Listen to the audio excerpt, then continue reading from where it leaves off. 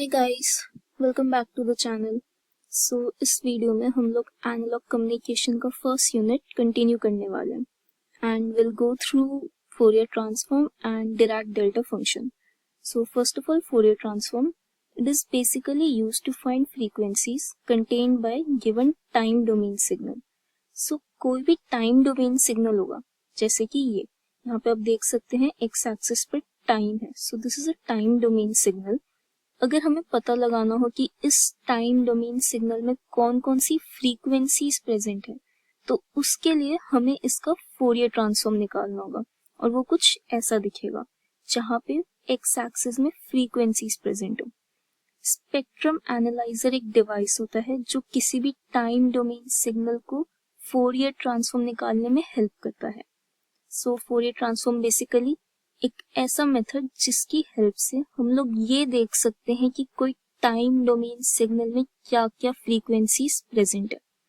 ये इसको लिखने का तरीका होता है, xt का Fourier transform will be xf and इसका फॉर्मूला ये होता है integration from minus infinity to infinity xt e की power minus j2 pi ft dt। एक इसका क्वेश्चन देखते हैं कि अगर हमें इस टाइप का कोई रेक्टेंगुलर पल्स गिवन हो तो उसका फोरियर ट्रांसफॉर्म कैसे निकालेंगे। ये हमारे पास फॉर्मूला है जो हमने पिछली स्लाइड में भी देखा। हम लोग यहाँ पे xt की जगह पे a लिख देंगे एंड माइनस इंफिनिटी से इंफिनिटी की जगह पे minus tau by t to tau by t लिख देंगे। अब सिंपल इंटीग्रेशन लगाना है, a is a constant so वो बाहर आ जाएगा, e की power minus j2 pi ft integrate हो जाएगा with respect to t and limits will be minus tau by t to tau by t. Okay, अब लिमिट्स पुट करेंगे, उसको सॉल्व करेंगे एंड उसको रीअरेंज करके हम इस तरह से लिख लेंगे। अब हमें पता है एक प्रॉपर्टी होती है sine theta is equal to e की power j theta minus e की power minus j theta upon 2j। इसको हम लोग लिख सकते हैं sine pi f tau. Ultimately हमारे पास एक्सप्रेशन आ जाएगा a upon pi f into sine pi f tau. अब हमें पता है sinc x is equal to sine pi x upon pi x and ये भी पता है कि sink x is equal to 1 when x is equal to 0 and it is 0 when x is equal to plus minus 1 or plus minus 2 so on।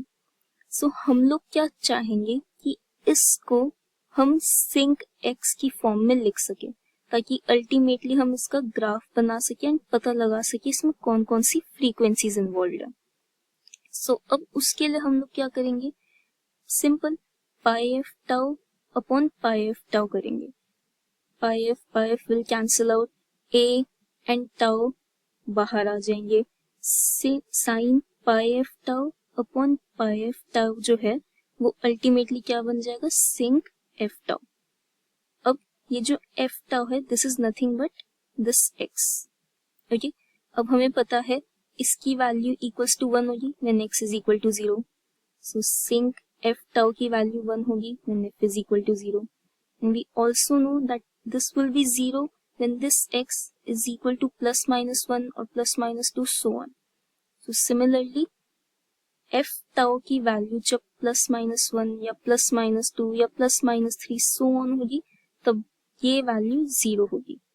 अब यहाँ पे हम चाहे तो इस tau को इस तरफ भी ले जा सकते हैं एंड कह सकते हैं कि f की value plus minus 1 upon tau plus minus 2 upon tau plus minus 3 upon tau so on पे ये वाली वैल्यू 0 होगी।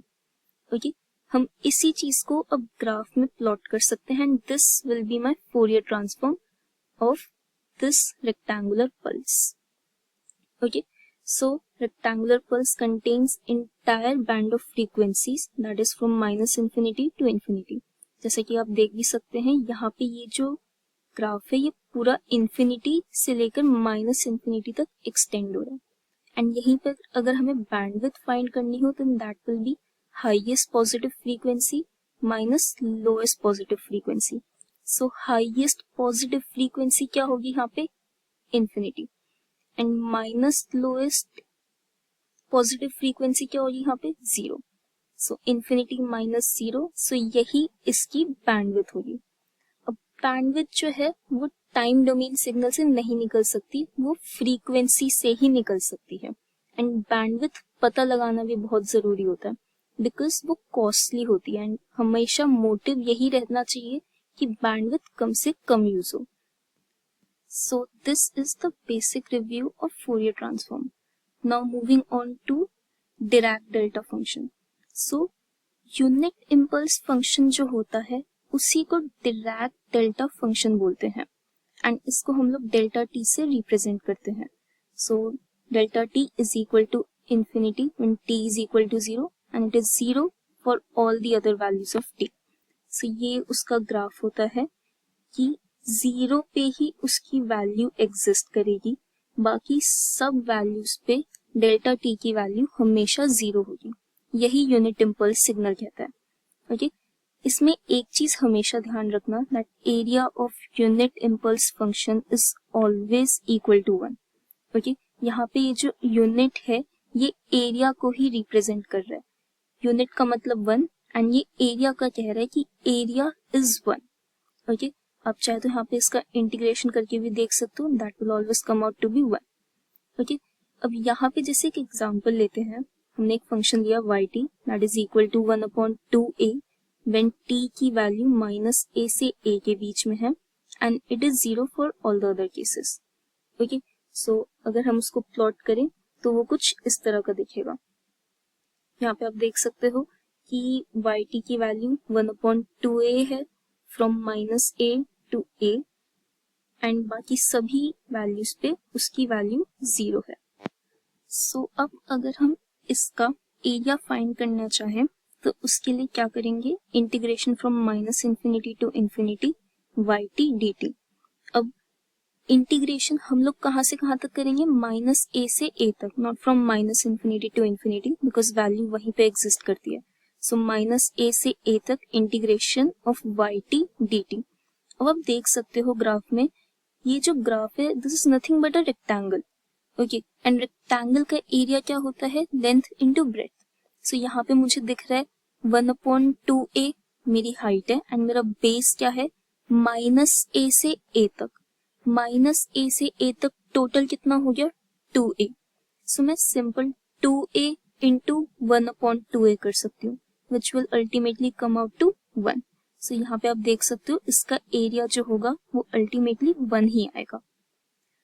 यहीं पे हम एक और सिचुएशन लेते हैं, जैसे कि कोई भी ऑब्जेक्ट लो आप अगर उस ऑब्जेक्ट को स्क्वीज करोगे तो सिर्फ उसका साइज चेंज होता है, कभी भी उसका एरिया चेंज नहीं होता।